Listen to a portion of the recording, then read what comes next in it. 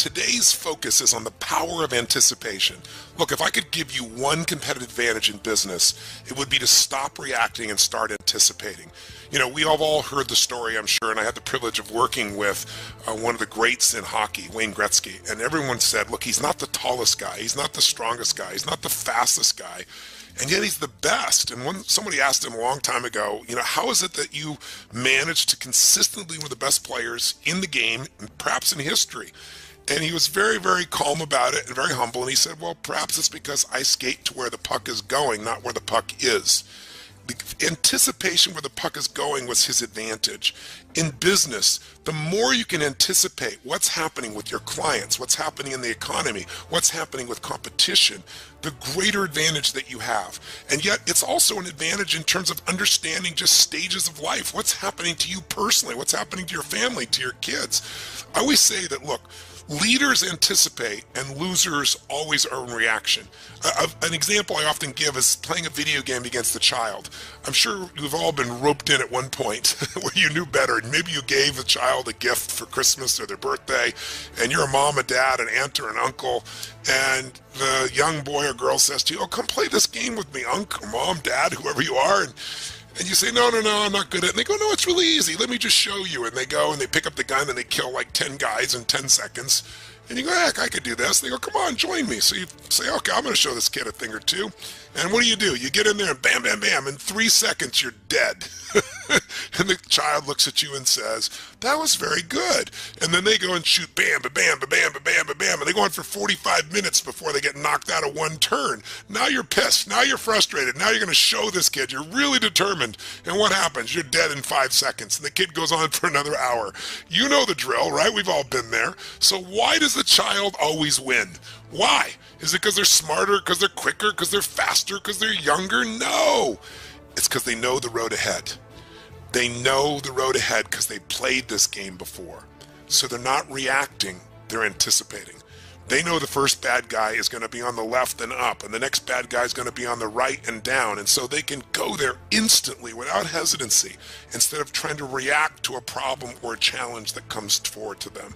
And I really believe this is one of the greatest gifts you can give in your life. So today, I'm going to talk with you here. I have a little session with you here on the power of anticipation, one of my power talks years ago.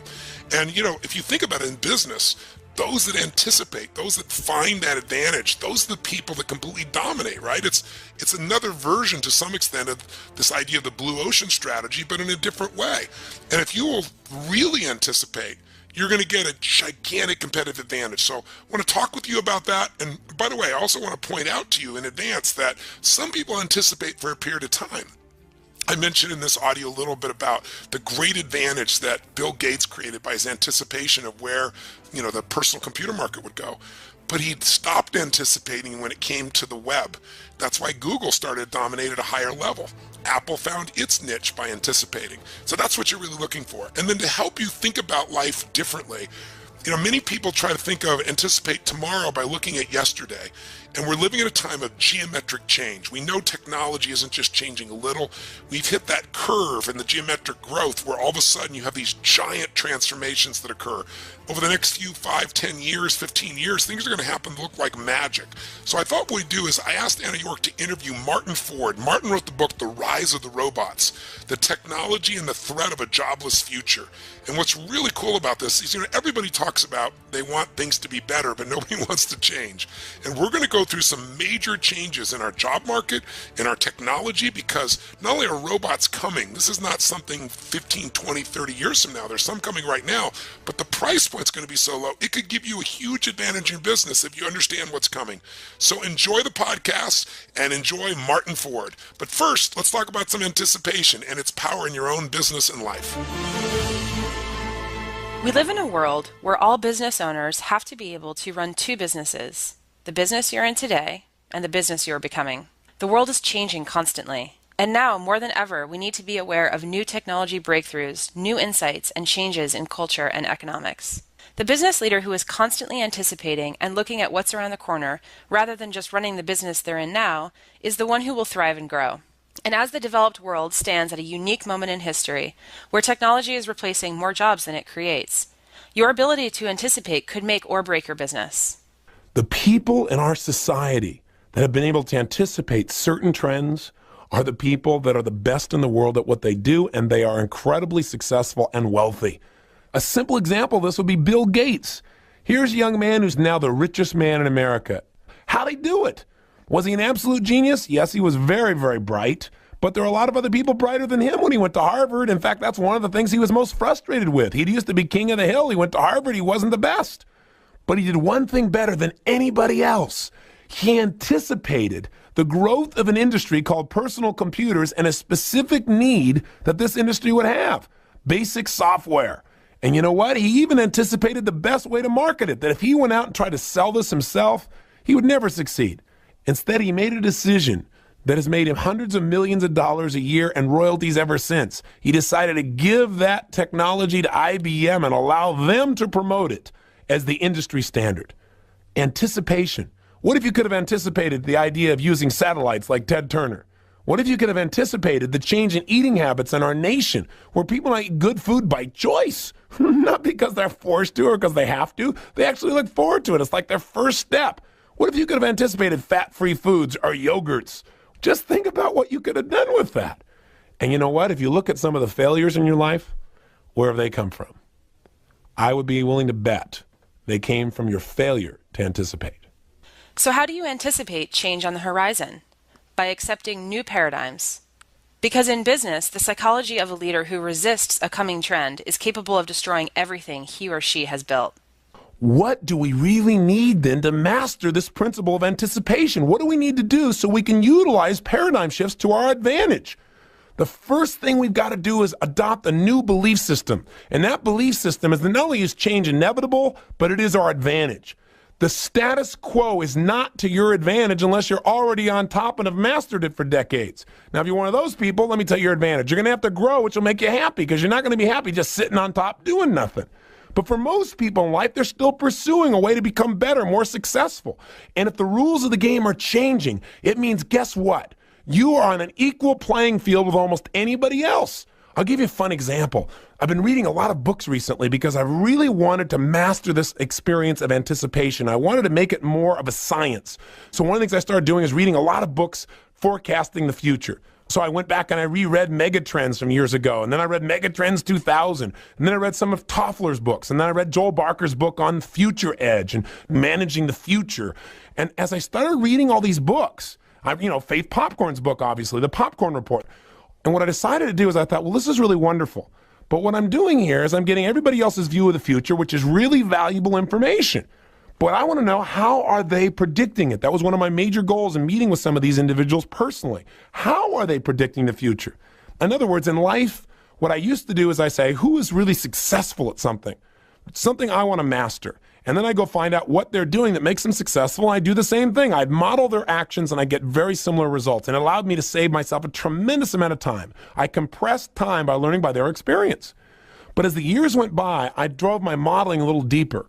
And I started asking not only, okay, this person's getting a result, what are the actions getting that result? But I started going a step deeper and said, what are the organizing principles that are allowing them to know that these are the actions to take in the first place in order to get those results consistently? And I began to pursue organizing principles, which is, by the way, all Power Talk is about. It's my chance to be with you and to share with you organizing principles. And by having this program, I got to continue to pursue new ones that I can share with you. Certainly, we need to review the ones that make sense. Repetition is the mother of skill. But I'm always searching for another distinction, another organizing principle that can increase the quality of our life. So with these people that are futurists, I started saying, okay, what are they doing? Then I started saying, how are they doing it? Where are these trends really coming from in the first place? And as I pursued that, I started looking not just at the trends, which all these books told me about, but how do you track trends? There's a great book called Trend Tracking. And this book describes the way of actually tracking them. It's kind of like what these futurists do to start making their predictions. So now we knew a little bit about their actions. So then I said a step deeper. Okay, I can see how to track it, but where do they actually come from? And I realized that all actions, everything that we're doing, all the behaviors of the masses, those trends are coming from a conditioned way of thinking. So I started studying paradigms, the thought processes that are consistent amongst mass number of people, where a large number of people share the same assumptions about what the rules of the game are, about what's going to happen. They may be absolutely wrong, but if enough people believe it, people start to buy into it. Then I started saying, well, where do those assumptions come from? And where those assumptions come from? Through history. So I've been reading all these books on history and looking at how different ways of thinking through history have created certain consequences in our society. And then I dug even deeper and said, okay, where do these ways of thinking come from? What shapes the way we think and the way we feel in the first place? And I got back down to pain and pleasure. Now, why am I telling you all this? Because out of everything I've read, I've clearly come across one critical organizing principle that you must adopt to be successful in any time in human history. It's a belief system that if you'll adopt it, I guarantee you it will change the quality of your life forever. And the belief is simply this: the same level of thinking that has gotten you to the level of success you have today will not get you to the level of success you want for tomorrow and beyond. In other words, all that's worked for you up until now that you value so much may go out the window in a day. And you've got to not only know that, but anticipate that. Now you say, well, that doesn't feel very good. I don't like thinking about everything I've done that works, may just go out the door tomorrow. I'm not saying it will, I'm saying it may, and you got to be prepared for that. You can't be thinking because you're the best at what you do, you're always going to be the best at what you do just by making incremental improvements. Listen, if you worked in the carburetor industry, what happened? Here you were making the best carburetors in town. You were always making your carburetors better and better and better. And one day, guess what happened? Overnight, there were no more carburetors because they had a thing called fuel injection, which cut fuel usage from 1/3 to 2/3. Everybody needed one. Everybody wanted one. And all those skills that you'd honed for a lifetime were worthless. Or how about the vinyl record industry, where literally overnight it disappeared? Think about it. That's called a paradigm shift, where the rules of the game changed overnight. The rules of the game changed, the barriers changed, the approach changed, and you know what? There are brand new winners, and the people that used to be winners are now losers. This is very good news for you because it means if you stay on the cutting edge, if you anticipate, there's always a way for you to make your fortune. There's always a way for you to be at the cutting edge. There's always a way to turn your company or your career in a whole new direction. But you've got to operate from this principle. It says just because it's worked up until now and because it's made me successful doesn't mean it will tomorrow. One of the most powerful triggers of change is new technology. Think about it. How fast did the movie rental industry change? Blockbuster is a thing of the past, and now Netflix is a household name. And consider a few other technology disruptors. How about Instagram, which Facebook purchased in April 2012 for $1 billion? Think about it. If you came up with the idea of a mobile app to share your photos through filters with friends, you'd have $1 billion today. Need more proof? Consider the mobile messaging service WhatsApp that Facebook purchased for more than $16 billion. WhatsApp was founded in 2009, and 3 years later it was processing 10 billion messages daily. That's why participating in tech shifts, not just protecting yourself from them, can make way for your impact in the world and your fortune in business. I'm your host, Anna Jorg, and today we are going to be speaking with a veritable expert on some of the biggest upcoming changes in technology. Martin Ford, software entrepreneur and author of Rise of the Robots, Technology and the Threat of a Jobless Future, which just won the Financial Times and the McKinsey Business Book of the Year award. Martin, thanks for joining us and congratulations on the success of your book.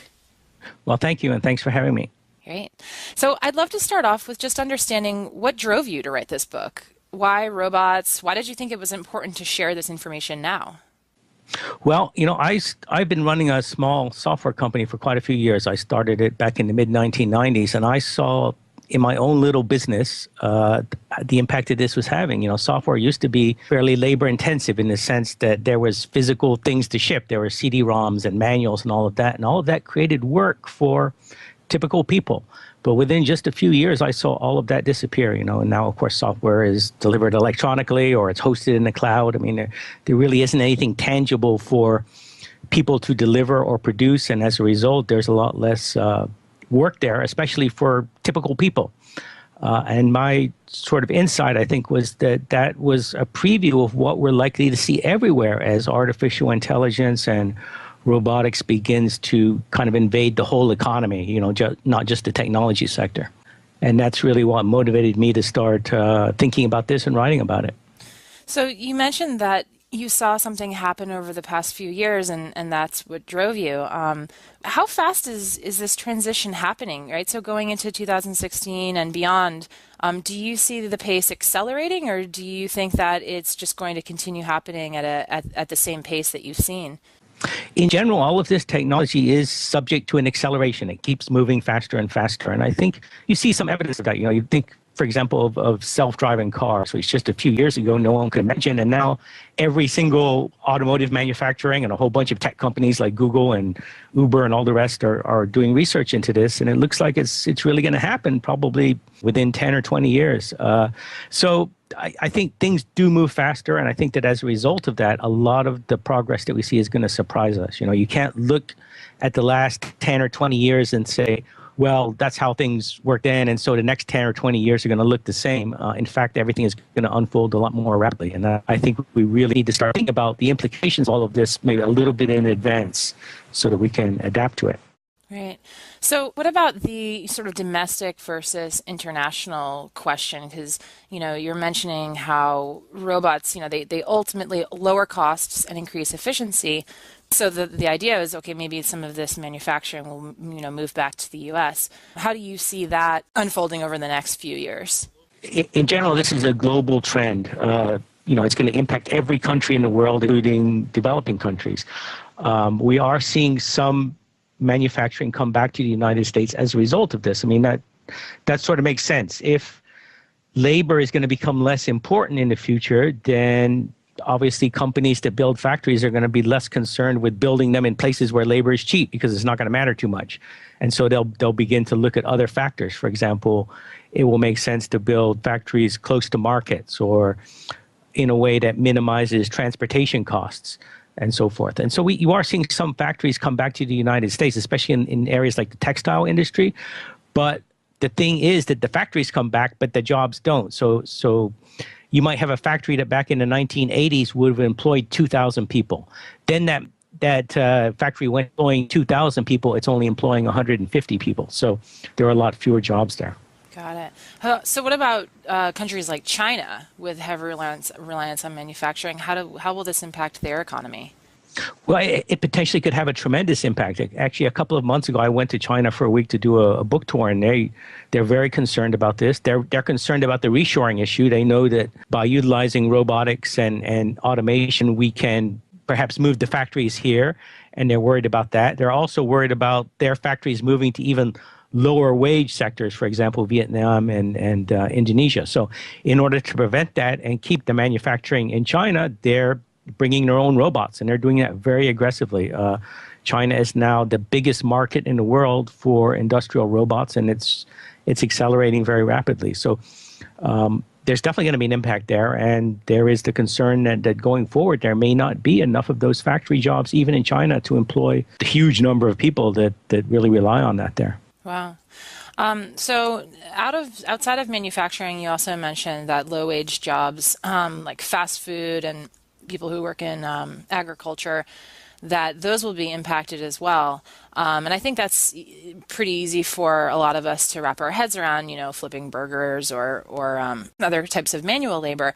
But what's very interesting is you also noted that the medical field and the legal field and creative fields like writing, music, and art could also be impacted. Can you give us maybe an example of that? Sure. I mean, in general, that's, I think, going to be the biggest disruption in the United States because, of course, manufacturing is no longer very important in the United States in terms of employment. I mean, not many people work in manufacturing. Everybody works in the service sector. But we are seeing these technologies come really across the board. As you say, it's going to impact the low-wage jobs, but it's also coming for the high-wage, white-collar jobs, things that are done by college graduates. And examples include smart algorithms that are taking on some of the work that used to be done by lawyers and paralegals in terms of reviewing documents to figure out which ones are relevant to court cases. There are systems that can do basic journalism that can tap into a stream of data, and then automatically by analyzing that data, they can put together a pretty compelling news story that really it's not easy to see at all that it's written by a machine. It looks just like a person wrote it. And, you know, a lot of those technologies are just at the beginning now, but again, there is this process of acceleration. So it's going to get better and better. And I think that one of the things we can expect is that eventually any kind of knowledge-based job, the kind of job where you are sitting in front of a computer doing something relatively routine and predictable, for example, cranking out the same kind of report or the same kind of analysis again and again, all of those jobs are ultimately going to be susceptible to white-collar automation, not to robots, obviously, but to smart algorithms and to machine learning and so forth. So that potentially could have a huge impact. And again, the important thing is that these are skilled jobs. I mean, these are the jobs that people who go to college take. And so one of the implications of this is that it kind of upends our conventional thinking about how all this works and what the solution should be, because the solution traditionally has always been that if a robot takes your job, then we ought to send you back to school and give you some more training so that you can do something more, at a higher level. But that conventional way of thinking is really beginning to be upturned by this. Interesting.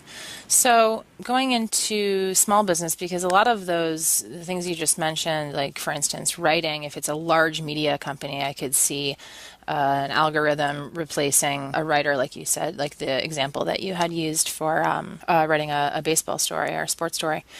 What about for small businesses? What are some of the implications for small business owners?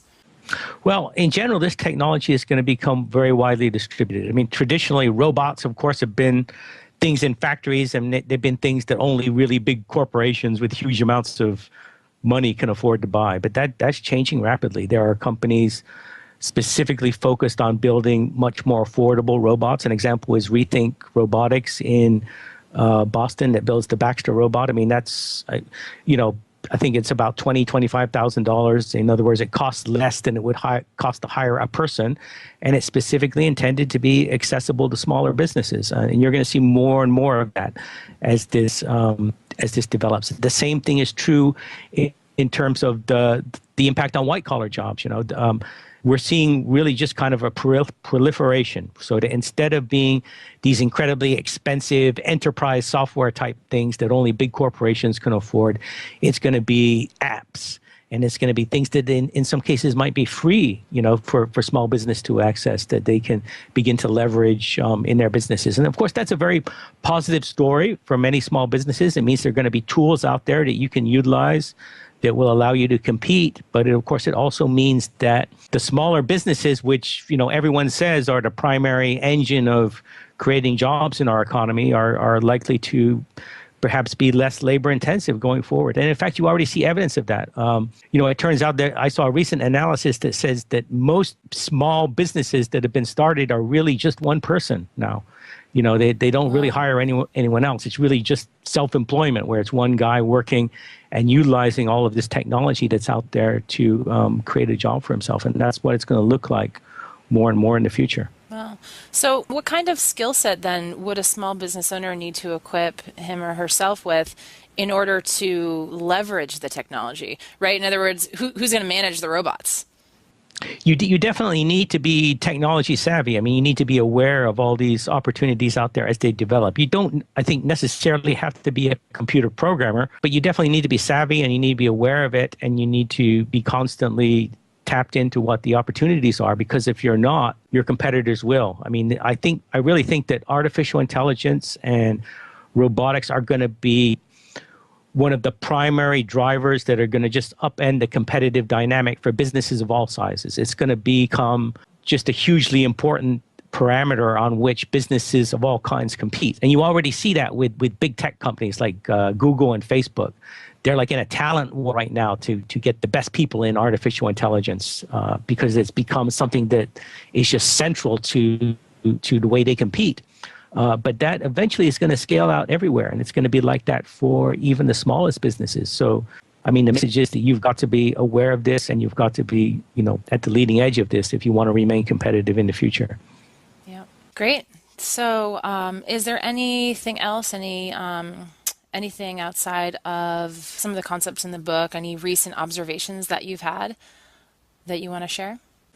Well, my general impression is that this is continuing to move. I mean, I see news stories every day that surprise me. I mean, one of the things that's really amazing is the progress in artificial intelligence, and it's particularly in an area that's called deep learning, where you now have machines that can, for example, recognize images better than people. And that's just amazing and incredible. I mean, because this, looking at a visual image and figuring out what it is something that human beings are particularly good at. And if the machines are getting better even at that, then it really, I think, portends a disruptive change. So it's really important to be aware of the extent of the progress we're seeing, and it's really going to have big implications across the board, I think.